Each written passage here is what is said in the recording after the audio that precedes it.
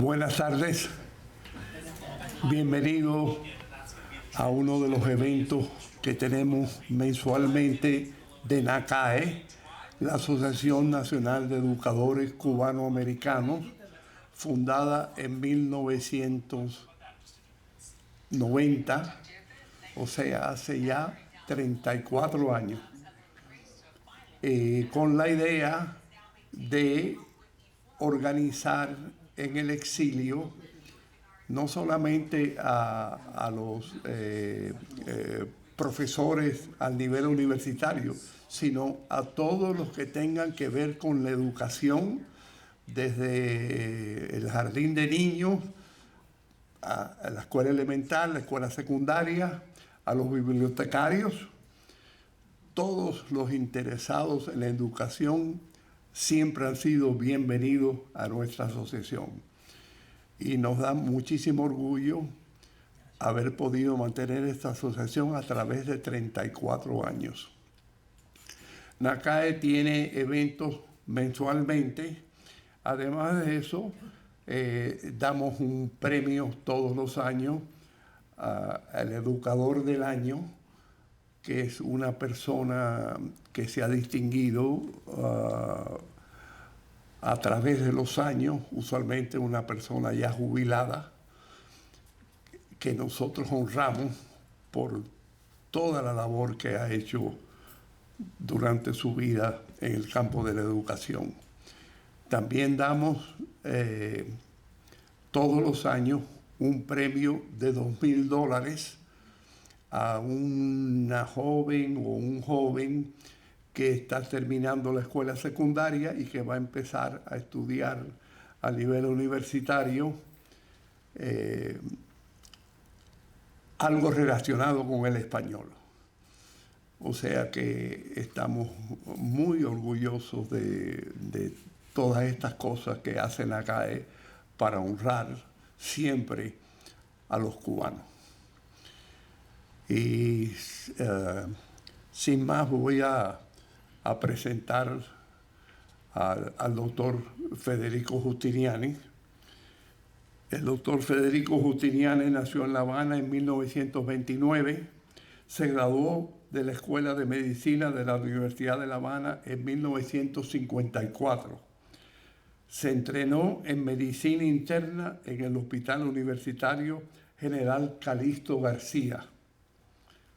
Salió al exilio en 1964, estableciéndose en el Mount Sinai Medical Center de Miami Beach, donde fue director de educación médica por más de 25 años y miembro de la Facultad de Medicina de la Universidad de Miami, alcanzando el rango de profesor en 1990. Fue creador del Seminario Médico Panamericano y profesor invitado en numerosos países de Latinoamérica. Recibió múltiples honores por sus cualidades como maestro y educador de varias generaciones de jóvenes internistas. Fue honrado con el título de Master del American College of Physicians. El doctor Giustiniani se jubiló en el 2010 y desde entonces ha publicado varios libros relacionados con diversos aspectos de la historia de Cuba, así como su autobiografía y la biografía de su padre, un prestigioso juez de La Habana. El libro que vamos a presentar es una contribución original a la historia de 32 cementerios de Cuba, destacando su valor artístico e histórico con múltiples ilustraciones que podrán apreciar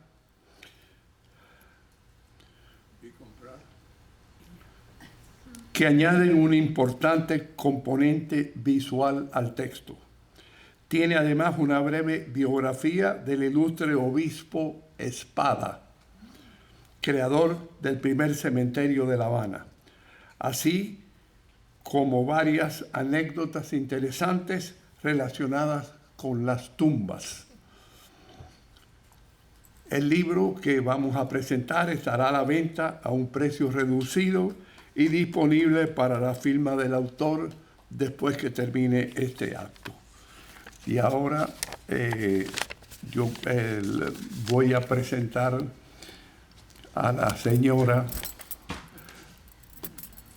Giró, que nos va a decir unas palabras. Gracias. Bueno, como decía Eduardo, el libro constituye 32 cementerios de Cuba, pero por supuesto siempre nos acordamos del cementerio Colón, que todos los conocimos, hasta los que vinimos muy jóvenes, conocimos esa gran obra. Bueno, la palabra cementerio viene del griego, que significa dormitorio, y los cementerios católicos le llamaban camposantos, y era una palabra muy común en la época antigua. Después vinieron en Cuba, la verdad que las personas se enterraban en iglesias, no en cementerios. Hasta los fines del año 1700, la gente se enterraba en las iglesias. Hasta esa época, ahí prohibieron las iglesias para enterrar y se abrió el cementerio Espada, que se llamaba Cementerio General o Camposanto, a nombre del obispo Espada. Aquí está el obispo Espada, que era de origen vasco, muy querido en La Habana, era el obispo de La Habana, y fue obispo de La Habana en el año 1800. Entonces, este es el cementerio Espada, como pueden ver todos los nichos alrededor, y este era el cementerio importante de Cuba por muchos años, porque el cementerio de Colón no se inauguró hasta el año 1871. Así que por muchos años estuvo el único cementerio que había en Cuba. En esta foto están los estudiantes de medicina que fueron fusilados. Esto es lo más importante para mí, porque yo me acuerdo perfectamente cuando estudiaba Historia de Cuba, que lo estudiamos y fue impactante para una niña pequeña oír que habían fusilado a unos estudiantes de medicina que en realidad eran inocentes. Ellos fueron llevados a juicio y fueron encontrados culpables después del segundo juicio. El primer juicio fueron inocentes, después fueron culpables. Y escogieron al azar a 8 estudiantes y los fusilaron. Y los otros 31 fueron a prisión. Estaban acusados de rayar el nicho de un periodista de apellido Castañón, y después resultó que no fue cierto, el nicho no estaba rayado, pero ya habían fusilado a los estudiantes y los otros ya estaban en prisión. Esto fue muy terrible. Y 50 años después, en el cementerio Colón, le hicieron el monumento tan bonito a los estudiantes de medicina. 50 años después, en el cementerio Colón. El cementerio Colón es el segundo en Latinoamérica. Dicen que el número 1 es la Recoleta, de donde está Evita Perón en Buenos Aires, y este es el número 2. La escultura, el museo al aire libre que representa el cementerio Colón en La Habana es magnífica, y eso siempre lo recordamos. Ahora voy a presentar a Kiko Arocha de Alexandra Library Publishing House, que ha sido el que ha publicado los libros del doctor Justiniani.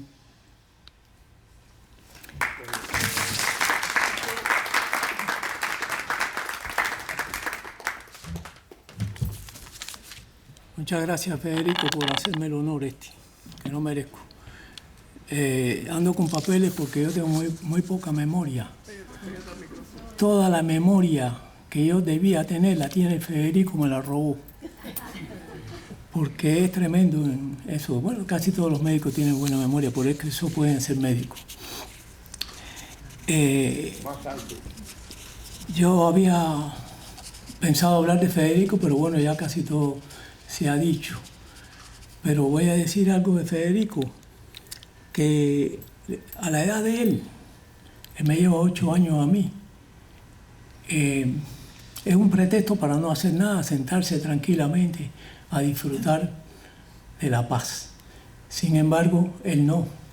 Él lo coge como una justificación para hacer cada vez más cosas e interesantes, porque lo que hace él son cosas originales. No va a copiar nada de nadie. El libro, a mí me impresionó mucho el libro que hizo sobre su papá. En primer lugar, porque es un homenaje que le rindió a su padre. En segundo lugar, porque ahí se muestra la decencia durante todo el libro que había en la Cuba republicana. Era un juez probo, virtuoso, y así lo retrata él. Federico heredó esas dos condiciones.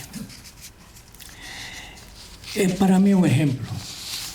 Federico, casi todos los días me acuerdo de él.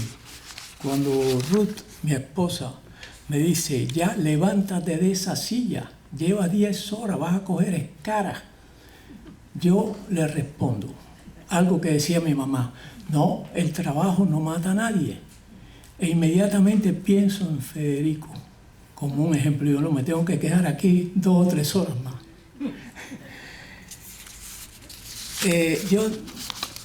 Cuando uno viene aquí a Estados Unidos y visita los cementerios y dicen, ¿qué cosa más extraña esta? Yo creía que los cementerios eran todos como los de Cuba. No, señor. Los cementerios de aquí respiran una tranquilidad, una paz tremenda. Son parques.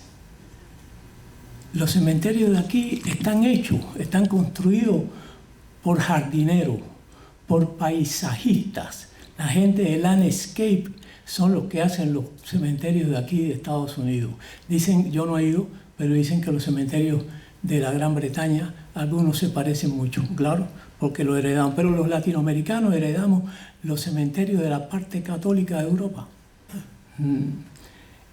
El cementerio de Madrid es tremendo, lindísimo.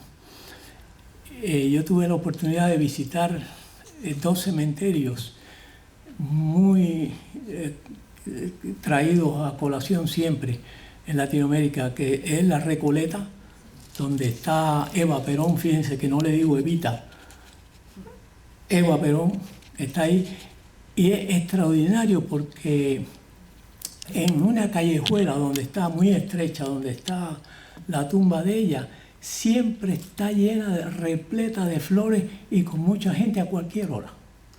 Y digo, bueno, ya usted puede empezar a entender a Argentina por el cementerio de la Recoleta.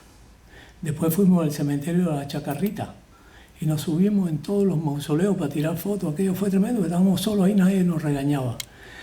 Y que es donde está enterrado, ¿cómo se llama el cantante este famoso? Carlos Gardel, correcto. Carlos Gardel. Y estaba también Alfonsina Storni. La canción que más me ha gustado a mí en la vida es la de Alfonsina. ¿Te vas, Alfonsina? Bueno, pues lo disfrutamos también. Y son cementerios muy parecidos al cementerio de La Habana, el cementerio Colón. El cementerio de Colón es un museo a cielo abierto. Ya ha cambiado mucho, ¿no? Entonces, los últimos 50 años se ha deteriorado bastante. Yo fui a enterrar a mi padre ahí en el año 1989, todavía estaba en Cuba yo. Y después di una vuelta por el cementerio, porque a cada rato, cuando yo tenía que ir a enterrar a un familiar, mi abuela, mi madrina, yo siempre caminaba por el cementerio porque me gustaba leer lo que había escrito en las tumbas. Aquí lo hago en Cayo Hueso cada vez que voy a Cayo Hueso. En Cayo Hueso hay muchas cosas escritas que dejaron antes de fallecer las personas, que son como dan risa esas cosas. Cuando vayan a Cayo Hueso, vayan al cementerio y pónganse a leer lo que dice en la tumba. Entonces, bueno, pues En el cementerio de Colón, lo que más me ha llamado la atención a mí, y pasé cientos de veces por frente, es la monumentalidad. Ay, aquí está el chino, ese cementerio chino. Lo monumental que es la entrada, una entrada romana. De forma tal que yo siempre dije, bueno, pero aquí le falta algo. ¿Y dónde está? Porque te parece un castillo, la entrada es un castillo gigantesco. ¿Y dónde están el resto de las cosas? Le tenía que haber hecho una muralla de acuerdo con la entrada. No es la entrada sola, monumental, pero está en soledad. Pero otra cosa que me llamaba la atención es la obra escultórica que hay encima de esa puerta magnífica. Esa obra que está bastante lejos, usted tiene que buscar un telescopio siempre o ver una fotografía para darse cuenta de lo que es. Son 6 mujeres. Hay una mujer que está mirando hacia el cielo y tiene un ancla al lado. Ese es el símbolo de la fe, de la seguridad que tiene la fe. Hay otra que tiene cargado un niño chiquito, tiene otro al lado. Hay 3 niños, pero ella tiene 2 niños con ella. Es el símbolo de la caridad.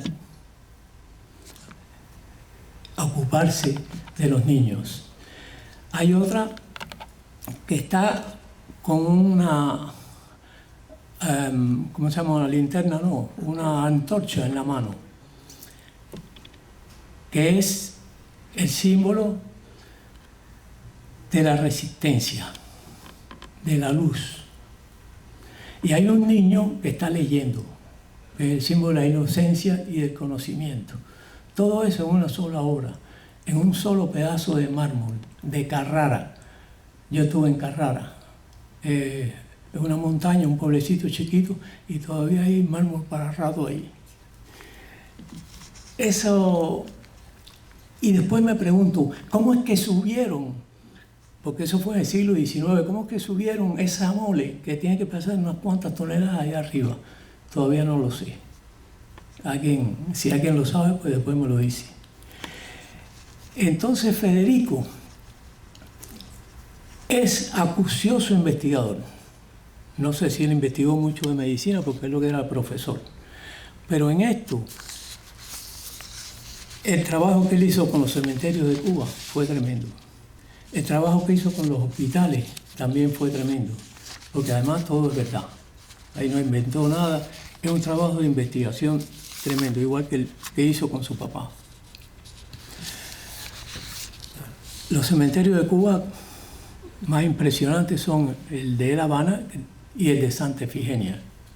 Yo estuve ahí en el de Santa Efigenia para ver el monumento a Martí, y lo vi. Pero eso fue antes de que hubiera otro monumento que dicen que es más grande que el de Martí. Martí, cada día yo leo de Martí mucho, y leo acerca de Martí también. Y cada día se agiganta más en mi mente esa persona. Como que no sé cómo en 42 años pudo hacer tanto. Esos 3 millones de palabras que escribió, cada una de ellas dicen algo. No escribió por escribir. Es increíble. Todavía se sigue escribiendo. Yo acabo ayer de terminar un libro de un académico cubano. El libro se llama Martí y los negros. O sea, yo me quedé porque yo no sabía que Martí había tenido tanto contacto y había sido maestro de tantos negros y habían colaborado tantos negros, algunos de ellos ex esclavos con la guerra patria. Bueno, pues el libro tiene 828 páginas, tamaño grande de 7 por 10. Le hice una letrica chiquitica porque si no, no cabía. El libro más grande que puede hacer Amazon es de 848 páginas. Y bueno, pues cupo a empujones toda esa información dentro de ese libro, se llama Martí, Santa Efigenia. En Santa Efigenia hay otro mausoleo de hace menos años, pero yo quiero decirle una cosa, ahí no está enterrado ese señor, no está ahí, porque ese señor era lo suficientemente inteligente para saber que cuando terminara esa locura, lo primero que iban a hacer era ir ahí a sacarlo de ahí. Y lo que se van a encontrar cuando quiten los 4 tornillos ese es una risotada de él. Dice, no, yo no estoy aquí, yo estoy en otro lugar.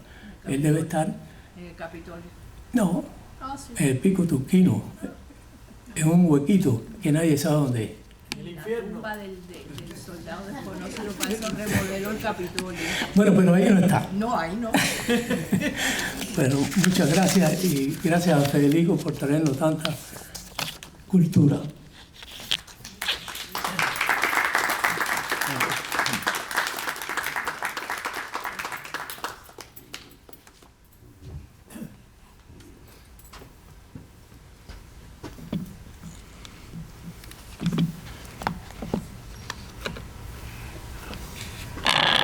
Bueno, antes que nada, pues quiero darles las gracias a cada uno de ustedes por haber venido esta tarde.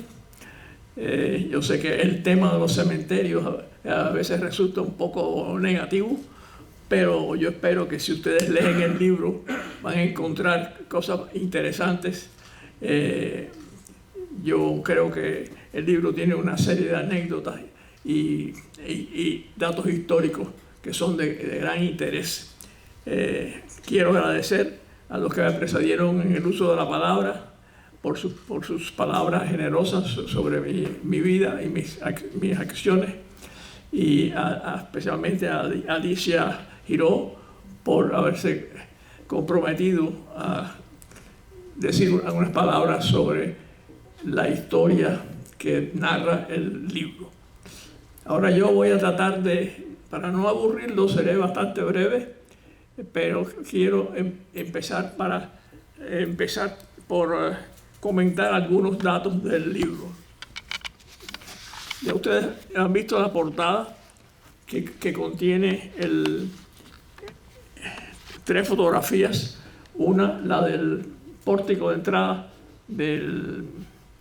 si podemos poner el pórtico de entrada, bueno, el pórtico de entrada del cementerio de Colón, que es una obra de arte. La historia de ahí está el pórtico de entrada.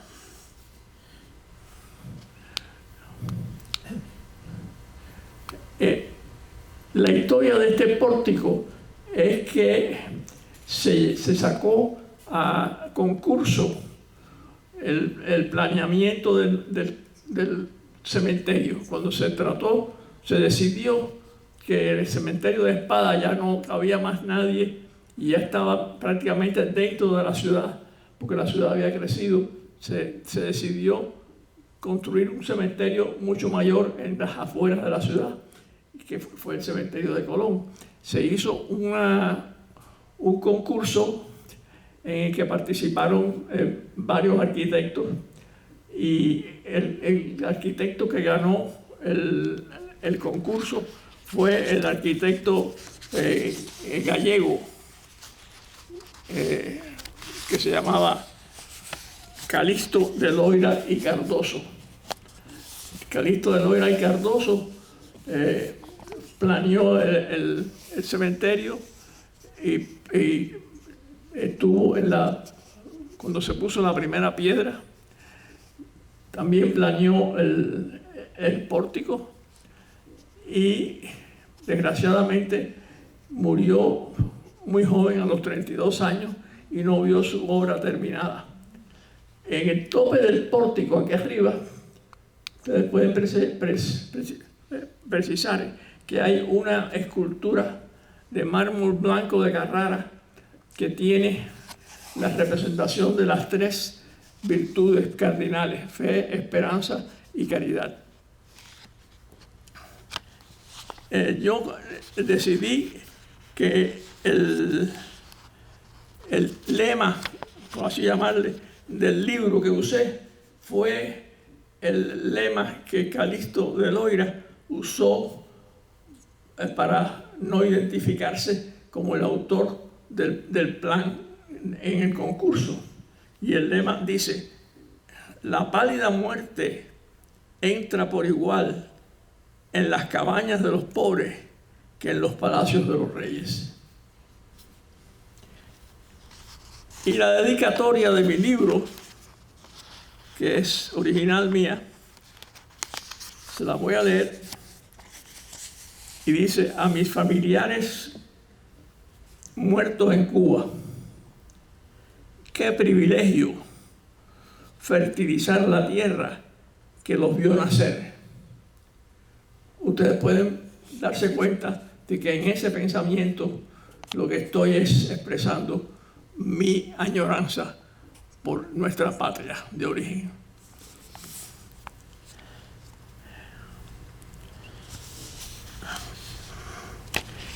Voy a saltar todo lo relacionado con el obispo de Espada y el cementerio de Colón, ya expuesto por Alicia. Y voy a pasar al otro cementerio de La Habana. En La Habana hay 3 cementerios importantes, que son el cementerio de Colón, el cementerio chino y el cementerio judío de Guanabacoa. Esta es la portada del cementerio chino.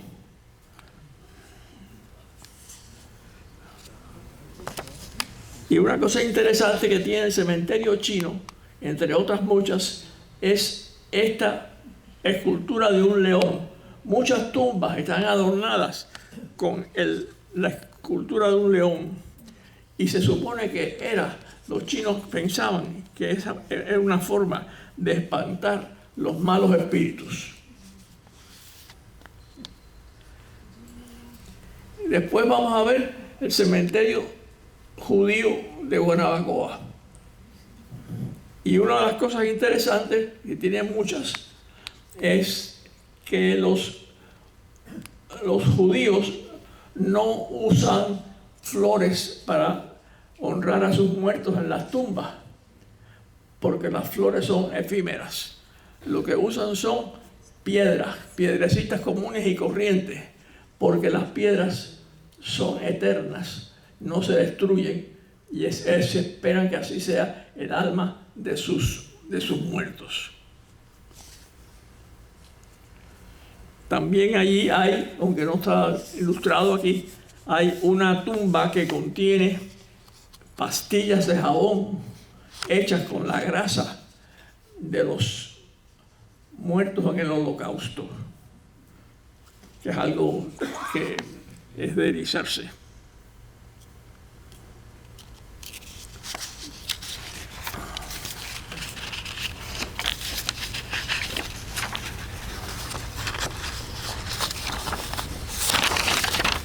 Vamos a seguir con la siguiente. Esta imagen es del cementerio de la Reina de Cienfuegos y es lo que se llama la imagen de la Bella Durmiente. Esto es una tradición que existe en este cementerio, que se dice que esta señora murió de amor, la Bella Durmiente, pero muchos dicen que realmente murió de una epidemia de cólera.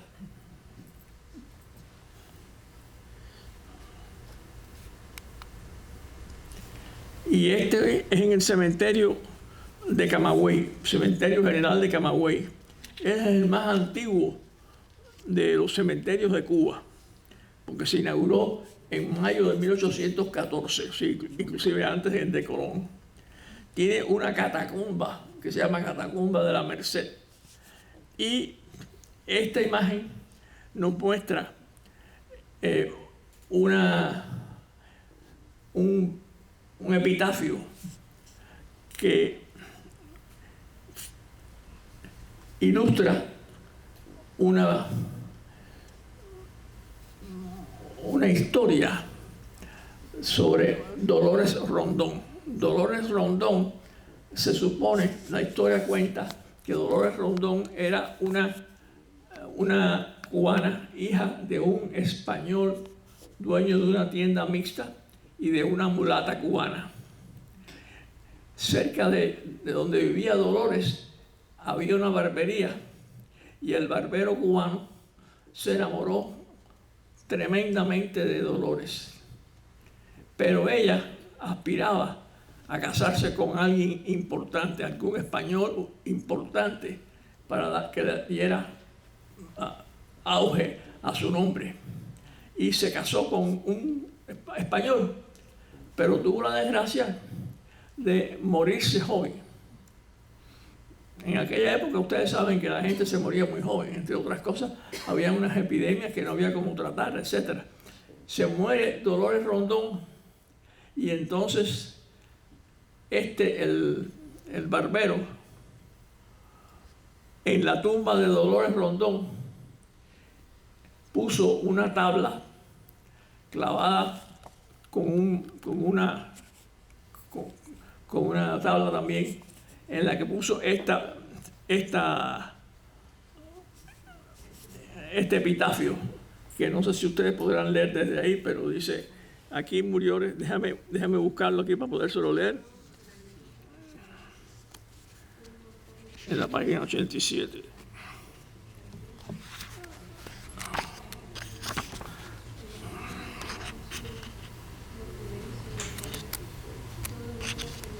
Dice, aquí Dolores Rondón finalizó su carrera.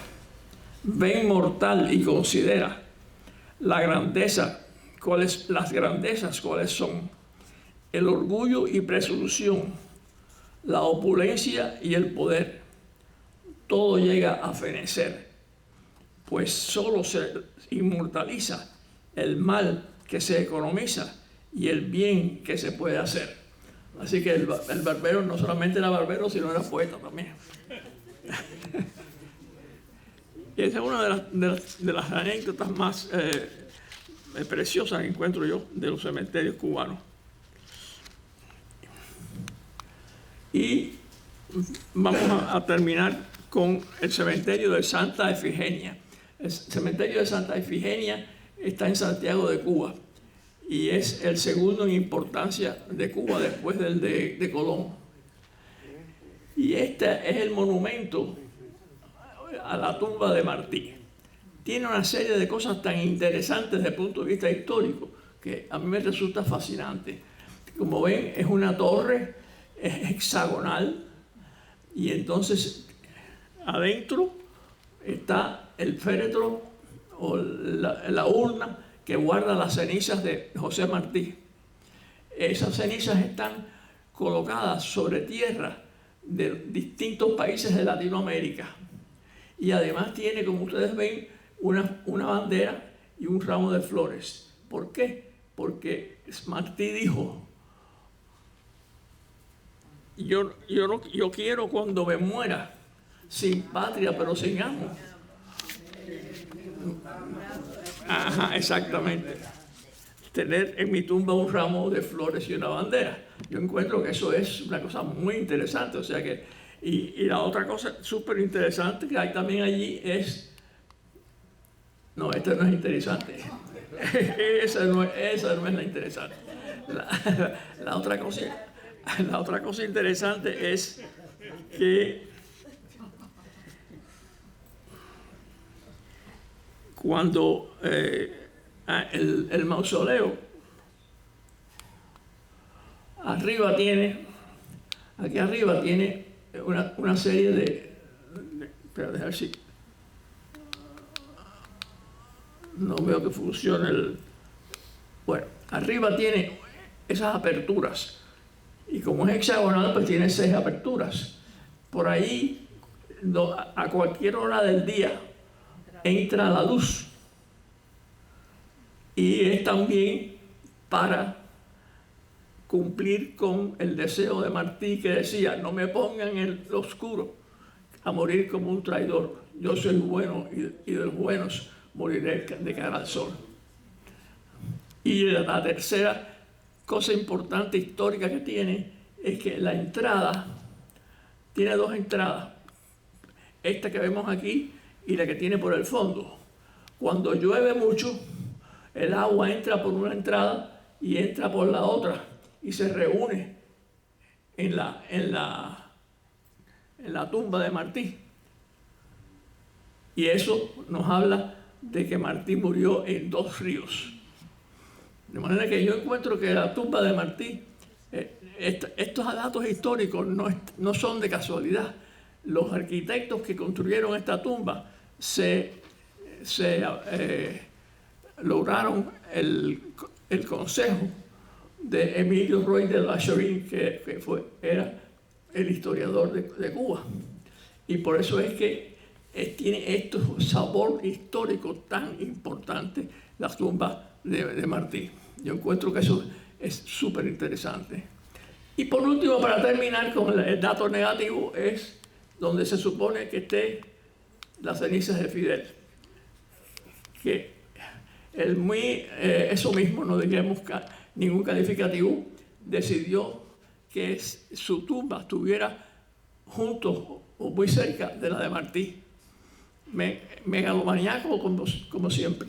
Y entonces se supone que la tumba de él es en forma de una piedra gigantesca con una apertura adelante donde se abre y se pusieron las cenizas de él ahí y nada más que dice Fidel, porque no es necesario, él es tan importante que no es necesario ni decir su apellido, Fidel. De manera que esa es la forma en que está la tumba de él en Santa Efigenia. Bueno, yo con eso creo que termino los comentarios que quería hacer. Si alguien tiene alguna pregunta o algún comentario que hacer, con muchísimo gusto lo oiría. ¿Quiénes fueron los arquitectos de Santa Efigenia? ¿Perdón? Los arquitectos de Santa Efigenia, ¿tienes el dato? No, lo que tengo son el arquitecto de la de Martí. Sí, ¿qué es esa? El autor de la tumba de Martí, eso de Fidel, no, de Martí, donde están las aguas de los dos ríos y todas esas cuestiones, eso no lo hicieron los arquitectos, eso lo hizo un escultor cubano de apellido Santí. Se hizo un concurso nacional donde concurrieron los mejores escultores cubanos. El escultor Sigre, el escultor Boada, el escultor, todos los escultores. Y entonces fue un concurso inclusive internacional. Y el escultor Mario Santí fue el que ganó por la obra que había presentado. Sí, eso también está... Que muy bien sí, has explicado sí, la obra, porque esa era la obra que se explicó cuando lo que tú acabas de explicar se explicó por qué se le daba el premio a Santí y se le daba el contrato de poder hacer por el boceto. Sí, eso también está en el libro. Y el arquitecto que construyó el mausoleo fue Jaime Benavente y el escultor, como dice él, fue Mario Santí, asesorados por Emilio Roy. Uva. Y con relación a esa tumba, yo recuerdo un artículo, me parece que del hijo de Santí, diciendo que cuando fueron a trasladar los restos de Martí, porque ese fue el tercer enterramiento de Martí, que no había nada en la tumba. ¿Usted tiene algún dato sobre eso? No, que no había nada. Nada, que ahí no están los huesos de Martí. Que ahí no está, no sé. No, eso no lo encontré por ninguna parte. Bueno, como los de Colón, así perdidos. ¿Otros comentarios? Lo de Colón, por fin, ¿cómo es lo de Colón? ¿Perdón? Lo de Cristóbal Colón, que estuvo ahí, no estuvo. Cristóbal Colón, ¿en dónde? ¿En el cementerio? ¿Sí? No. En la catedral de la... Y el Sevilla. En la catedral estuvo. Se supone que estuvo en la catedral, pero no en el cementerio. No.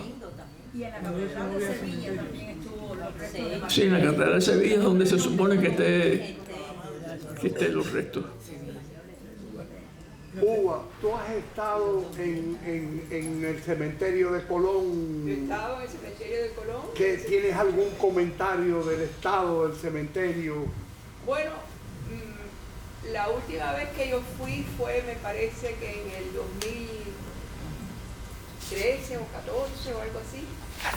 Lo que voy a hacer una anécdota interesante. Ahí está enterrado mi padre y está enterrado mi abuelo, el escritor Alfonso Hernández Catá.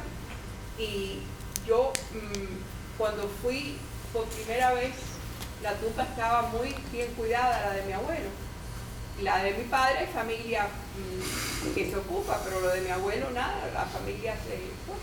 Entonces yo le pregunté a un señor que se ocupaba ahí de la tumba y me dijo, ay, que aquí hay un señor que viene y que se ocupa de la tumba. Bueno, en realidad fue cuando volví y antes estaba bien cuidada y no estaba cuidada. Y entonces le pregunté qué había pasado y me dijo, bueno, que había un señor que venía y me pagaba, pero hace mucho tiempo que no viene y ya yo no me ocupo. Entonces yo le pregunté a un amigo mío periodista, Ciro Bianchi, que o lo sabe todo o lo averigua todo. Y un día después me tenía el nombre del periodista que se había ocupado de la tumba de mi abuelo. Entonces yo lo llamé y le di las gracias y le dije, ¿por qué usted se ocupó? ¿Usted conocía? Dice, no, que va. ¿Usted conocía a la familia? No. ¿Usted lo conoció a él? No. Digo, ¿pero por qué? Dice, porque mire, cuando yo era joven, yo leí mucho a su abuelo y yo creo que yo me alimenté mucho de lo que él escribió y yo pensé que era un muerto que se había quedado muy solo. Y entonces, por más de 20 años, ese hombre se ocupó de la tumba de mi abuelo.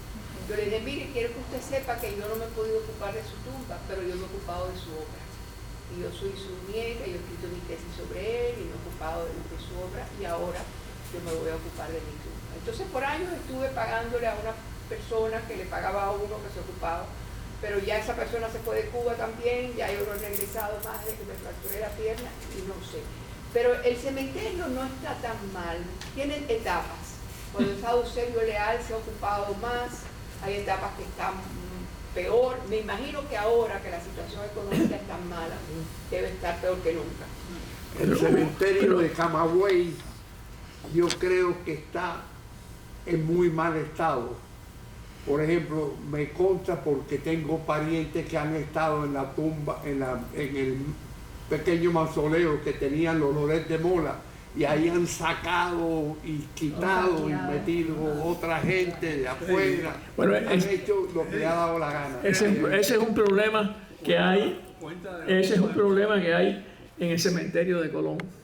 El cementerio de Colón, como todo en Cuba, ha sido intervenido por el gobierno, o sea que el dueño del cementerio es el gobierno, aunque le dejó la administración a la iglesia. Pero ellos han vendido la propiedad ajena. Por ejemplo, una de mis sobrinas fue a Cuba y yo le pedí que cuando fueran al cementerio de Colón visitaran la tumba de los Justiniani. Los Justiniani tienen una tumba que no es ningún mausoleo importante, pero es una tumba de dos tumbas grandes y un osario, y en el frente dice Justiniani de los Santos, que es el nombre de mis abuelos. Fueron allí y me sacaron fotografías. Una de ellas está en el libro, yo la reproduje en el libro. Arriba de las tumbas donde se supone que estaban mis abuelos y mis tíos, etc., hay enterrados gente totalmente ajena.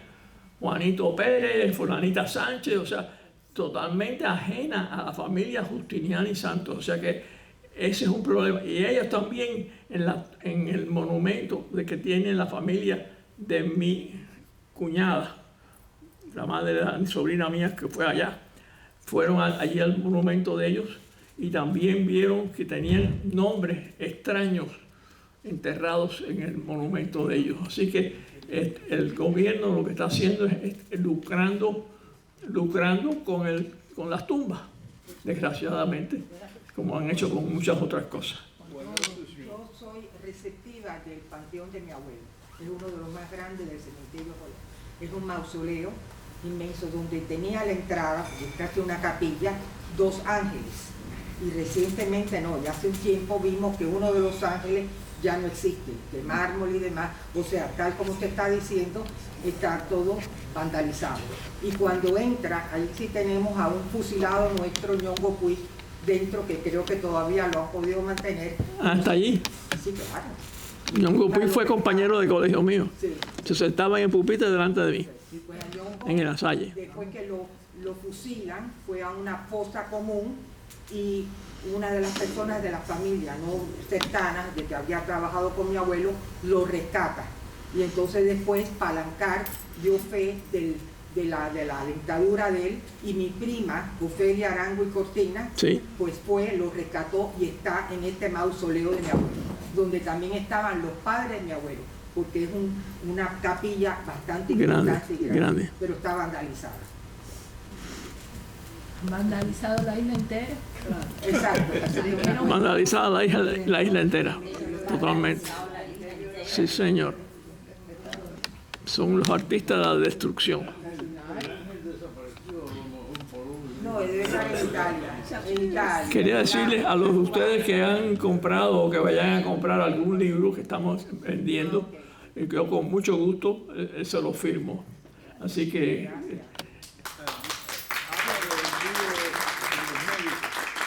también traje unos ejemplares de mi libro sobre los personajes de la medicina cubana, historia de los personajes de la medicina cubana, que yo creo que es probablemente el mejor libro que yo he escrito, y traje creo que 3 o 4 volúmenes en el caso de que alguien esté interesado. Es un libro que se puede usar en 2 formas. Uno, como un libro de consulta. Si usted dice, ¿quién fue el doctor fulano de tal, que era muy famoso en Cuba? Y lo busca y está ahí la biografía. Pero también se puede leer de principio a fin, porque están organizados cronológicamente por fecha de nacimiento, y por tanto, como vivieron cronológicamente en la historia de Cuba, es como leer la historia de Cuba o la historia de la medicina si los lee de adelante para atrás. O sea que ese libro yo creo que para mí es probablemente el mejor que yo he escrito.